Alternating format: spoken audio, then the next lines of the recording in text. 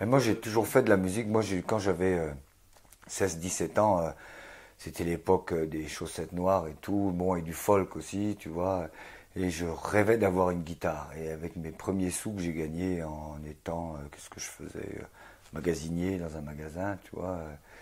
J'ai gagné un peu de sous, puis je me suis acheté une guitare. Puis là, j'ai commencé à apprendre des accords et tout. C'était une guitare qui valait, je crois, 70 francs, enfin 7000 francs à l'époque, tu vois, 70 francs. Puis je savais trois accords. La première chanson que j'ai dû apprendre, ça devait être, il y en avait deux, il y avait Drunken Sailor, que j'avais entendu par un artiste belge qui s'appelait Ferry Grignard. Pas très connu comme type, pourtant c'était la Beat Generation, tu vois. Et l'autre chanson, c'était, comment que ça s'appelait déjà? Gates of Eden de Bob Dylan. Il y avait deux accords dedans, ça me convenait tout à fait. J'avais appris toute la chanson par cœur avec l'accent du sud des États-Unis et tout, tu vois. Et puis petit à petit, j'ai chanté comme ça, et puis j'ai fait des études donc pour devenir maîtreur, parce que mes parents voulaient que j'ai un métier, donc j'étais maîtreur.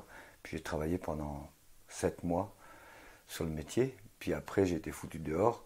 Et après, je me suis juré que jamais plus j'aurais un patron, tu vois, ni rien. Et j'ai commencé à chanter comme ça, un peu au hasard. À la même époque, Gérard Delahaye, tu vois, qui jouait aussi, bon. Et puis, on a commencé à faire la route tous les deux, quoi. Et on a eu de la chance parce qu'on a été toujours très liés. On a une amitié qui a 25 ans maintenant, tu vois. Et on s'est toujours supporté l'un l'autre, que ce soit dans le boulot ou dans la vie de tous les jours, quoi, tu vois. Et ça a été bien parce que le fait d'être unis comme ça a fait que on a passé des caps difficiles sans trop de casse quand même, quoi. Et puis bon, au début, je chantais surtout des ballades irlandaises. Parce que quand j'ai été viré de mon boulot, je suis parti en Irlande. Et puis là, parce que j'avais entendu un disque des Dubliners. Et j'avais trouvé d'abord les gueules des types, tu vois, tous barbus avec des tronches incroyables. Je me disais, c'est ça l'Irlande. Puis j'ai été là-bas, puis c'était tout à fait ça l'Irlande, des visages forts, des gens vraiment authentiques. Puis alors, un art de vivre aussi qu'on a perdu, tu vois, une espèce de pas être là à courir après le boulot et puis à courir après l'argent, prendre son temps de vivre, de discuter, de parler. Et l'Irlande, pour ça, c'était le nirvana, quoi. Vraiment, moi, j'ai découvert ce pays. Alors, j'avais été sur la côte Est la première année. Et donc, j'avais ramené pas mal de ballades que j'ai rechantées après en Bretagne. Et la première vraie soirée professionnelle, en quelque sorte, entre guillemets. On ne parlait pas de faire un métier de ça. On chantait, point. On faisait que ça, mais bon. Ça a dû avoir lieu en 1972, je crois, à la MJC de l'Arteloire. Ils avaient fait une soirée irlandaise. Il y avait les Triskel, qui étaient tout jeunes, là, tu vois, et puis moi, qui avait un peu de barbe quand même, qui faisait figure de vieux routard, tu vois, avec les cheveux un peu longs. Et puis c'est comme ça que ça a démarré. Bon, moi j'avais chanté des ballades irlandaises. J'en avais apprises pour la circonstance d'ailleurs, parce que bon, il fallait avoir quand même un répertoire. Et puis à partir de là, la chance, toujours la chance, ça tombait en plein dans le renouveau celtique en Bretagne.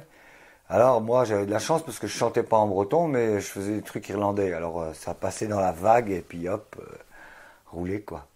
Et Mais tes parents sont plutôt des gens citadins mon père, ouais, mes parents sont plutôt, ils sont originaires de la campagne. Mais si tu veux, mon père a fait carrière dans la gendarmerie mobile. Alors inutile de te dire que quand j'ai parlé d'arrêter, je parlais même pas de faire un métier de chanteur, mais déjà mon père quand il me voyait là traîner, tu vois, chanter des trucs comme ça, pour lui c'était la déchéance totale, tu vois. Jusqu'au jour où j'ai fait un petit 45 tours chez Kellen là à l'époque, cette boîte de disques qu'il y avait en Bretagne. Bon, puis bon, c'était quand même, mais moi c'est peut-être le disque que j'ai préféré, tu vois, c'était un disque le premier, un 45, bon, je chantais des ballades écossaises dessus. Et puis après, alors il y a eu quand même, quand il y a eu les premiers passages en télévision, alors là tout d'un coup, ça a été une reconnaissance. Et puis après, alors nous, en 82 ou 3, avec Gérard, on est rentré à la télé pour faire les émissions pour les enfants, une émission qui s'appelait Merlin Arc-en-Ciel. Alors là, c'était la consécration. Et pourtant, la télé nous a pas apporté grand-chose au niveau professionnel. Disons qu'on a appris un peu quand on était à la télé, à voir comment ça fonctionnait, et puis à connaître un peu les rouages et aussi l'ambiance qu'il pouvait y avoir à la télévision, parce que les gens qui sont derrière le petit poste, c'est un peu magique, quoi. Or, quand tu vois des fois comment c'est, tu sais, tu casses vite l'image, tu vois, c'est plutôt... Et au fond, bon, on a fait 4 ans, puis ça suffisait amplement. On a repris la scène qu'on n'avait jamais lâchée, mais bon, on avait mis un peu une allure de croisière, un petit peu, même pas d'ailleurs, c'était au ralenti. Mais c'était bien aussi parce que, bon, ça correspondait aussi aux années 80, qui étaient des années très difficiles pour les gens qui faisaient de la scène. Il y avait beaucoup moins de travail que maintenant, par exemple. Je parle de ces monts d'arrêt, c'est curieux, parce que je connaissais pas du tout ce coin-là avant 1900, je crois, 69. Et en 69, j'allais au Mans faire ces études de maîtreur, là, et je revenais de Brest, du mariage d'un copain, j'étais garçon d'honneur, tu vois, tac. Et donc, on est revenu de Brest et on est passé par l'intérieur des terres. Un endroit que moi, je connaissais pas, tu vois, du tout, ce coin-là. Et à un moment, on est arrivé du côté du Roc-Trédudon, là, tu vois. C'était un mois de septembre ou novembre. Novembre, ça devait être, ouais. Enfin, c'était l'hiver, en tout cas. Et il y avait des nuages qui passaient dans le ciel, comme ça, des nuages gris, mais séparés par des moments de ciel gris-bleu, tu vois. Il y avait des nuages plus bas qui couraient dans le ciel, comme ça. Et il y avait quelques rayons de soleil qui arrivaient à percer timidement et qui éclairaient un peu la terre, si tu veux, toutes ces herbes ocre, tu vois. Alors, tu avais des ocres, des jaunes, des... Puis tout ça était là, puis le vent soufflant, on était sur les hauteurs, là. Et on entendait le vent qui soufflait. Je me disais, mais où on est ici? Il me dit c'est les monts d'Arrée. Je suis jamais venu dans ce coin-là. Moi, je savais même pas que ça existait. Et 1 ou 2 ans plus tard, 1 an plus tard, je suis venu travailler sur Morlaix. C'est là que j'ai arrêté de travailler d'ailleurs. Et puis avec Gérard, on est arrivé, on s'est dit, écoute, on va filer. Moi, j'ai envie d'aller dans les monts d'Arrée, ça me plaît ce coin-là. On est venu habiter dans ce coin-ci. On habitait ensemble dans une bicoque que lui a achetée par la suite. Et je me trouvais tellement bien là, et de plus en plus, que c'est vrai que j'ai commencé à me planter mes racines très profond, quoi. Quand dans des spectacles, t'as des gens qui viennent te dire, moi ça m'est arrivé plusieurs fois ces dernières années là, des gens qui viennent te dire, on a aimé votre spectacle et alors vraiment vous nous avez donné le goût de vivre. Oh, nom de Dieu, des gens qui viennent te dire ça, moi j'ai presque les larmes aux yeux tout de suite, quoi. Et des gens m'écrivent, tu vois, ça c'est fou, les gens qui prennent la peine d'écrire après des spectacles, des gens que j'ai pas vus forcément.